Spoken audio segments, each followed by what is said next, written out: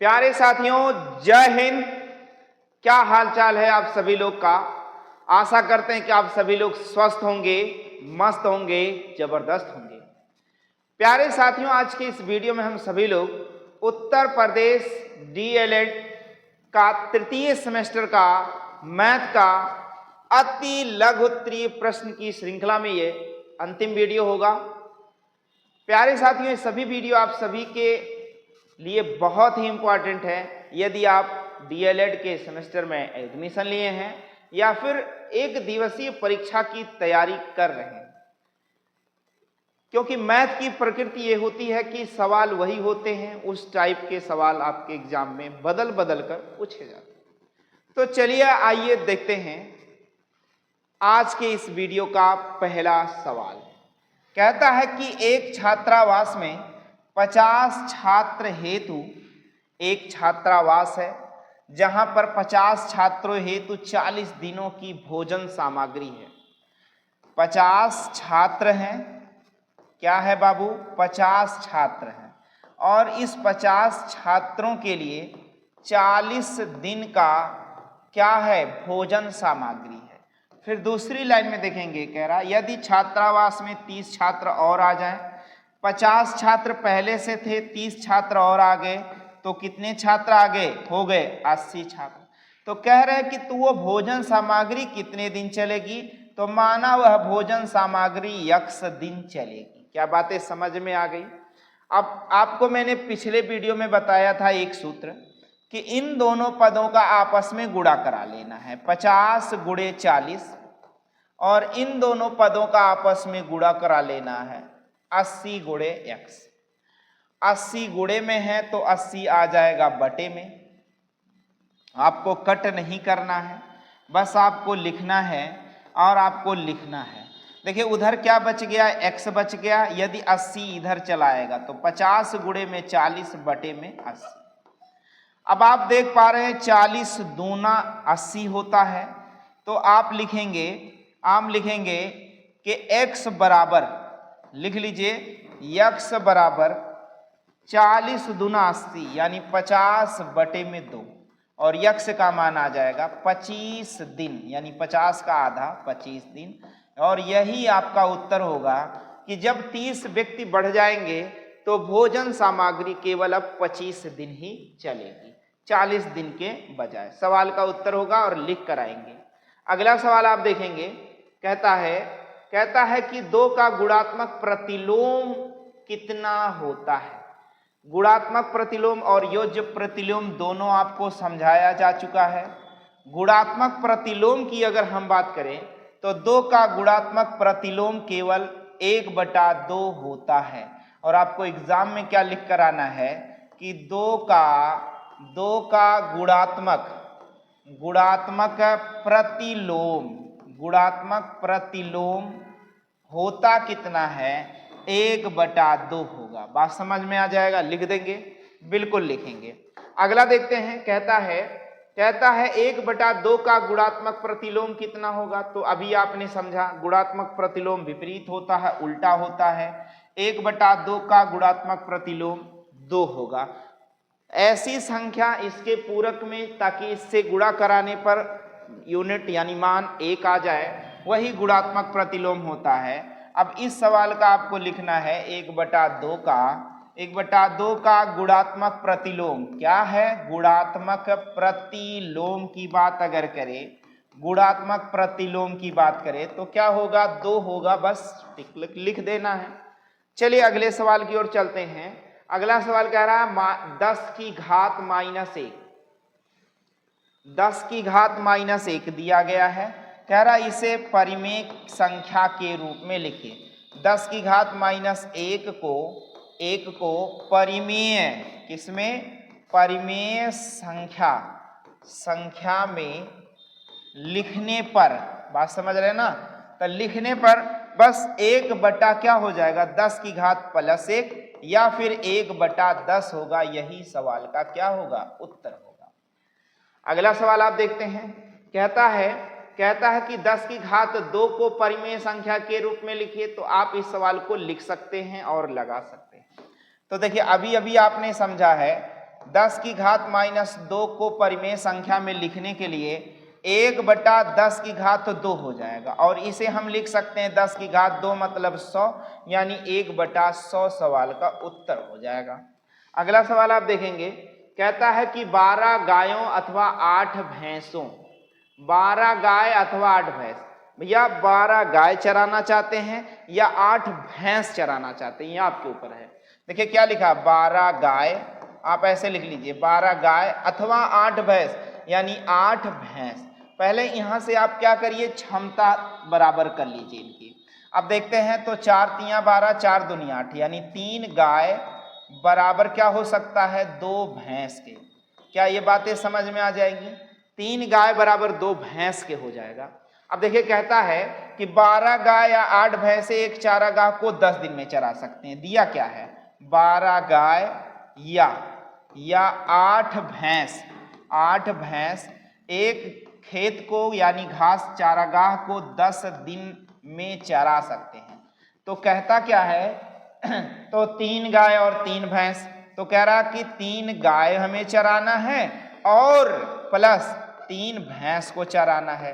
तो ये कितने दिन में चराए जा सकते हैं? तो देखो दोनों में से कोई एक ले लेना, दोनों में से कोई एक ले लेना। देखो आप यदि 12 गाय लेते हो या 8 भैंस लेते हो, हम भैंसों से खेत को चरा दे रहे हैं। देखो 8 भैंस, यहीं पर देखो 8 भैंस किसी खेत को 10 दिन में चारागाह को चर सकते हैं। तो यहां से देखिए 3 गाय प्लस में 3 भैंस, 3 भैंस उस खेत को कितने दिन में चरेंगे? तो माना यक्ष दिन में चरेंगे। अब देखिए भैंस और भैंस है, गाय बराबर भैंस लिखा जा सकता है। 3 गाय बराबर 2 भैंस, 3 गाय की जगह क्या लिख सकते हो, 2 भैंस लिख सकते हो। तो 2 भैंस लिख दिया मैंने, और प्लस में 3 भैंस पहले से है। क्या भैया, 3 भैंस पहले से है, ठीक है ना। और उसके बाद 3 भैंस है, क्या भैया, 3 भैंस और गुणे में यक्ष। अब आप देखेंगे कि 8 भैंस यहां पर है, गुणे में 10 है, और 3 2 5, 5 भैंस यहां चलाएगा, 5 भैंस यहां चलाएगा। चलो अगली लाइन में लिखते हैं। देखो लाइन बाय लाइन यदि आपका स्पष्ट रहेगा, क्योंकि लिखित पेपर है तभी आपको मजा आएगा। 8 भैंस गुणे में, तभी आपको पूरा नंबर मिलने वाला है। 3 2 5 भैंस के बराबर। अब गुणे में यक्ष, 5 भैंस बटे में चलाएगा, 5 भैंस बटे में चलाएगा बराबर क्या आ जाएगा, यक्ष। देखो भैंस से भैंस कट जाएगा, 5 दूनी 10 हो जाएगा, और 2 बचेगा, तो 2 अठे 16 दिन सवाल का उत्तर यानी 16 दिनों तक चरा सकते हैं। 16 दिनों तक चारागाह को चराया जा सकता है। बात समझ में आया, चराया जा सकता है। किसके द्वारा चराया जा सकता है? तो 3 गाय और 3 भैंसों के द्वारा उस चारागाह को 16 दिन तक चराया जा सकता है। चलिए अगले सवाल की ओर चलते हैं। अगला सवाल है आपका 5 की घात 5 भागे में 5 की घात 3 को ज्ञात कीजिए, यानी हल करिए, ऐसे कहा गया है। तो चलिए आप लिखिए, हल कीजिए। और 5 की घात 3 है और भाग में 5 की घात क्या है, 5 की घात 5 है बाबू, 5 की घात 5 और 5 की घात 3। आपको घातांकरणी में नियम बताया गया होगा, 5 की घात यदि 5 है और भागे में 5 की घात यदि 3 है, आधार समान हो तो घातें घट जाती हैं, तो 5 की घात 5 माइनस 3 हो जाएगा, तो 5 की घात 2 हो जाएगा। अतः यह 5 की घात 2 बराबर 25 होता है, और यही सवाल का क्या हो जाएगा, आपका उत्तर हो जाएगा। चलिए अगले सवाल की ओर चलते हैं। अगला सवाल कह रहा है यदि 1/8, क्या कहता है, 1/8 ऐसे दिया गया है, और इसे भी सरल करना है आपको। 1/8 गुणे में 3 की घात -3 दिया है। देखो 1/8 को लिख सकते हो 2 की घात 3 गुणे में 1/3 की घात 3 लिखा जा सकता है। अब घातांकरणी के नियम से अगर घात समान है तो हर आपस में गुणा हो जाते हैं, आधार आपस में गुणा हो जाते हैं। तो 3 गुणे में 2 की घात में क्या हो जाएगा, 3 हो जाएगा। अतः 3 की यहाँ 3 दूनी 6 की घात क्या हो गया, 3, यदि ये सवाल आपको देना है तो ये भी आपका उत्तर हो सकता है, या अन्यथा इसे हम लिख सकते हैं 6 का 36, छक्का 216, ये भी उत्तर होगा। दोनों में से कोई आपको लिख कर आना है। चलिए अगले सवाल की ओर चलते हैं। इस प्रकार से आप सभी सवालों को हल कर डालिए ताकि आप सेमेस्टर में बैक ना लगे, फेल ना हो। आइए चलिए अगला सवाल आपका कहता है कि 3 की घात -2 गुणे में 3 की घात 5 है। अब देखेंगे अगर आधार समान है तो घातें जुड़ जाती हैं। 3 की घात -2 और यहाँ प्लस क्या हो जाएगा 5। अब आप देख पा रहे हैं 3 की घात -2 है प्लस 5 है तो बराबर क्या हो जाएगा 3। या इसे अगर आप देखना चाहें तो हल करना चाहें तो 3 गुणे में 3 गुणे में 3 है, अतः 3 त्रिक का 9 त्रिक 27 हो जाएगा। सवाल का क्या हो जाएगा, आपका उत्तर हो जाएगा। यदि आपको वीडियो में तेजी दिख रही हो तो वीडियो को स्लो करके देख सकते हैं, या फिर बैक करके पुनः फिर से वीडियो को देख सकते हैं ताकि अच्छे से आपका तैयार हो पाए। चलिए कह रहा है एक का गुणनखंड प्रतिलोम, एक का गुणात्मक प्रतिलोम कितना होगा। तो अभी आपको बताया गया गुणात्मक प्रतिलोम, एक का गुणात्मक प्रतिलोम जो होता है आपको बताया गया एक दूसरे का उल्टा होता है, 1/a होगा। सवाल का उत्तर हो जाएगा। चलिए अगला सवाल, एक नंबर तुरंत आप दे सकते हैं। देखिए कह रहा है क्या, कह रहा है कि धन निकालने की विधियां कौन कौन सी हैं। तो धन निकालने की भैया 3 विधियां होती है। एटीएम लेकर जाओ धन निकाल लो, या तो विड्रॉल जो होता है पेपर होता है जो वहां पर कागज दिया जाता है जिसे आहरण फार्म कहा जाता है, आहरण फार्म के द्वारा आप पैसा निकाल सकते हैं, या फिर चेक के द्वारा पैसा निकाल सकते हैं। पैसा निकासी 3 प्रकार से किया जा सकता है। एक आहरण फार्म के द्वारा, फार्म भर दीजिए आप, विड्रॉल जिसे कहा जाता है। एक एटीएम लेकर जाइए, एटीएम मशीन से खटखटा के हरी हरी पीली पीली नोटें निकाल लीजिए, या फिर आप चेक ले जाइए, चेक भजा लीजिए। इसके द्वारा क्या किया जाता है भैया, पैसे को निकाला जा सकता है। अगला सवाल आप देखेंगे, कहता है चेक कितने प्रकार के। तो भैया चेक भी कितने प्रकार के होते हैं, 3 प्रकार के होते हैं। चेक कितने प्रकार के होते हैं, 3 प्रकार के। एक बियरर चेक है, एक आदेशिक चेक है, एक क्रॉस चेक है। चेक कितने प्रकार के होते हैं, 3 प्रकार के। एक बियरर चेक, आदेशिक चेक और क्रॉस चेक। याद कर लीजिए आप सभी लोग। अगला सवाल आप देखेंगे, कह रहा वर्तमान समय में भारतीय स्टेट बैंक, वर्तमान समय में जो भारतीय स्टेट बैंक है इसमें यदि आप चालू खाता खुलवा लेते हैं तो 1 वर्ष में कितनी सेवा शुल्क काटता है आपके अकाउंट से। तो 1 वर्ष में 50 रुपया सेवा शुल्क के रूप में लेता है। यदि आप जो है बैंक में अपना खाता खुलवा लेते हैं SBI state bank of India में, तो आपका 50 रुपया 1 साल में यानी ईयरली में कटेगा, और वो सेवा शुल्क है। जैसे आपका SMS चार्ज है, या ATM का है, या बैंक का मेंटेन करना है, अकाउंट मेंटेन करना, आदि सारी चीजों में जाता है आपका पैसा। अगला सवाल देखेंगे, बैंक जाने के कोई 3 उद्देश्य बताइए। बैंक जाएंगे तो कोई 3 उद्देश्य आपका होना चाहिए। भैया 3 उद्देश्य, या तो पैसा जमा करने जाएंगे, या पैसा निकालने जाएंगे। या तो बैंक में पैसा जमा करने जाएंगे, या पैसा निकालने जाएंगे आहरण करने, या फिर ऋण लेने यानी ब्याज पर ऋण लेने। बैंक में आप जाते हैं किस लिए, कोई बैंक में जाता है तो क्या उसका सर दर्द कर रहा है कि बैंक में जाके आराम से AC में बैठ जाए और थोड़ी देर उसको मजा आ जाए, ऐसा नहीं है। और कहाँ इतना आज के इस समय में कहाँ किसके पास इतना समय है कि बैंक में जाके फालतू बैठा रहे। बैंक वाला खुदे भगा देगा, पुलिस 2-3 गार्ड लगे रहते हैं, खतरनाक। तो भैया कोई फालतू में बैंक में नहीं जाता है, या तो भैया पैसा निकालने जाते हैं, या तो पैसा जमा करने जाते हैं, या फिर ऋण लेने जाते हैं बैंक में। तो बैंक में 3 जाने के 3 उद्देश्य। अगला आप देखेंगे, कह रहा बैंक में खाता किस प्रकार से खोला जाता है। बैंक में खाता जो है वो किस प्रकार से खोला जा सकता है। तो भैया देखो, बैंक में खाता खोलने के कई नियम है कि मतलब आपका एक बैंक फॉर्म भरा जाएगा। बैंक में जाएंगे, जैसे कहेंगे भैया हमको खाता खुलवाना है, तो आपको एक फॉर्म दिया जाएगा। फॉर्म में जैसे कहेगा वैसे आपको भरना है। जिस प्रकार से सिग्नेचर, जितना सिग्नेचर हिंदी और अंग्रेजी में कहेगा उतना सिग्नेचर करना होगा। 2 से 3 से 4 फोटो भी आपका वहां लगता है, पासपोर्ट साइज का। और इसके साथ ही साथ आपको यदि बैंक में खाता खुलवाना है तो आप 1 से 2 व्यक्तियों का सिग्नेचर भी चाहिए, और वैसे व्यक्ति हों जिनका खाता उस बैंक में पहले से ही हो।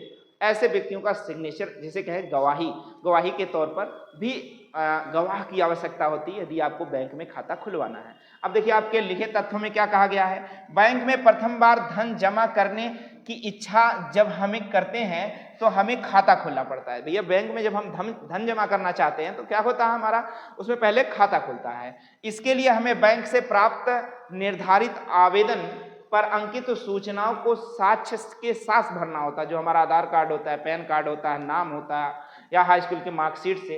बैंक की मांग जिस तरह से होती है उसी के अनुरूप नमूनों का हस्ताक्षर अधिक से अधिक 3 बार हमें करना होता है।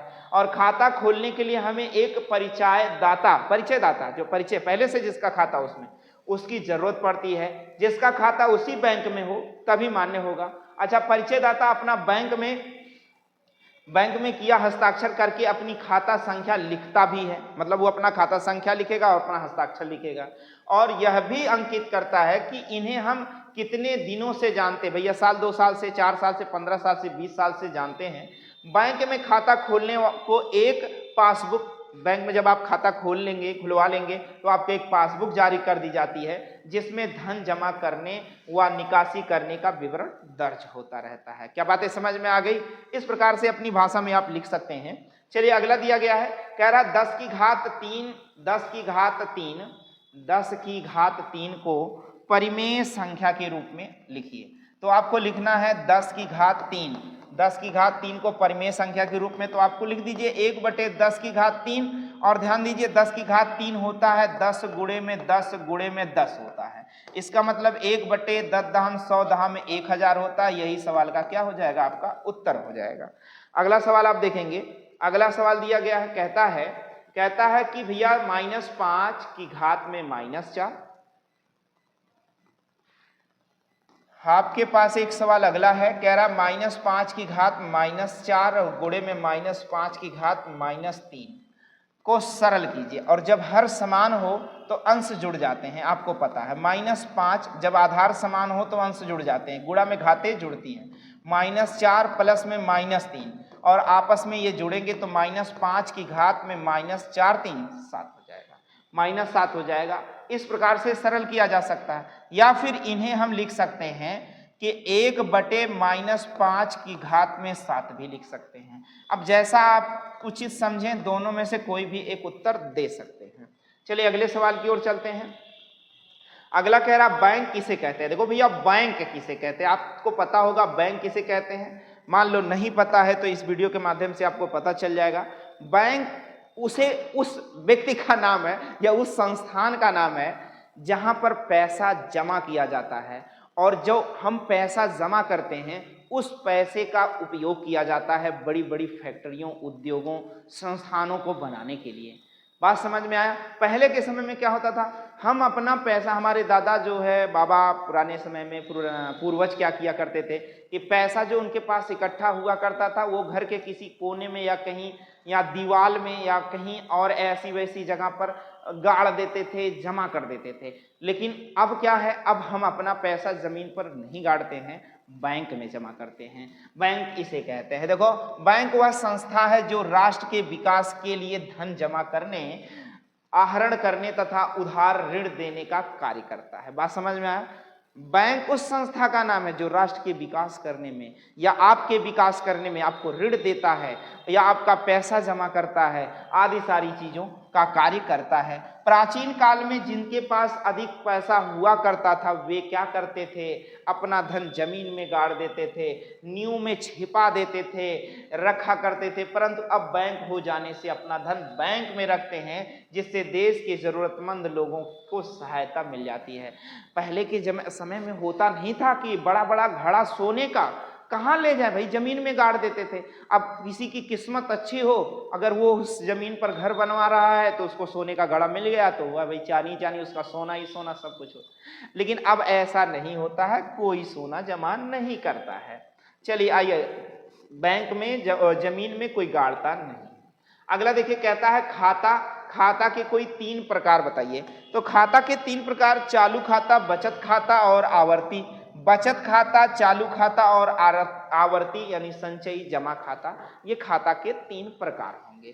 खाता के 3 प्रकार कौन कौन सा? बचत खाता, चालू खाता और आवर्ती संचयी जमा खाता।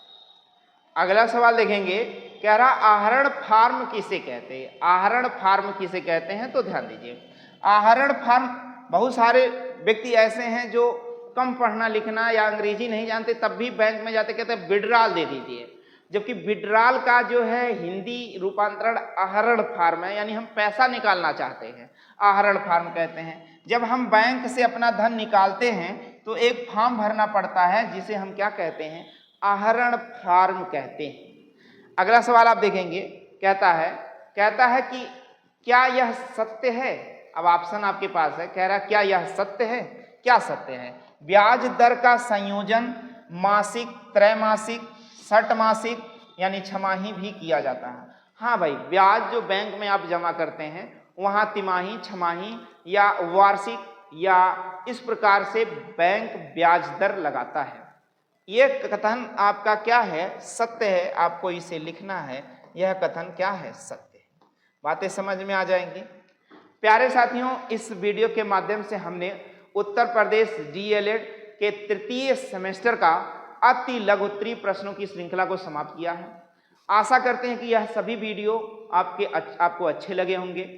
तो लाइक, शेयर और सब्सक्राइब करना बिल्कुल ना भूलें। साथ ही साथ बेल आइकन यानी घंटा जरूर दबा दें, जिससे हमारा मनोबल भी बढ़े और साथ ही साथ हमारे अगले वीडियो का नोटिफिकेशन आप तक समय से पहुंच जाए। मिलते हैं आपसे अगले वीडियो में, तब तक के लिए जय हिंद।